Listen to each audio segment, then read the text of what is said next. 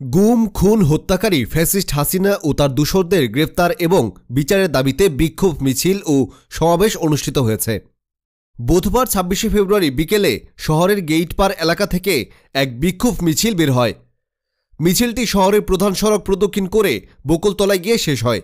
জেলা যুবদলের সদস্য সচিব মোহাম্মদ সুহেল রানা খানের সভাপতিত্বে ও জেলা স্বেচ্ছাসেবক দলের সাংগঠনিক সম্পাদক ইকরামুল হক মানিকের সঞ্চালনায় বিক্ষোভ মিছিল পূর্বক সমাবেশে বক্তব্য রাখেন জেলা স্বেচ্ছাসেবক দলের সহসভাপতি হাবিবুর রহমান রতন, সদস্য হাবিবুর রহমান, জেলা শ্রমিক দলের সাবেক যুগ্ম সম্পাদক শামীম হোসেন মঙ্গল, শহর যুবদল নেতা মোহাম্মদ রুমান মিয়া, জেলা ছাত্রদলের সহসভাপতি জাকির হোসেন জনি, ইমরান কায়সার, সাইফুল ইসলাম, নূর ইলাহি নীল, সজীব আহমেদ ডোনা, মোহাম্মদ রাফি, যুগ্ম সাধারণ সম্পাদক হাসানুজ্জামান ইমন, সহসাংগঠনিক সম্পাদক মুহাদ্দেস, যুগ্ম সম্পাদক রুবেল, মাহমুদুল হাসান, শহর ছাত্রদলের আহ্বায়ক শফিকুল ইসলাম শফিক, সরকারি আশেক মাহমুদ কলেজ ছাত্রদলের সাবেক সহসাংগঠনিক সম্পাদক মোহাম্মদ সাদ্দাম হোসেন, সরকারি তিতুমির কলেজ ছাত্রদলের সহসভাপতি মেহেদী হাসান ইলি সহ প্রমুখ।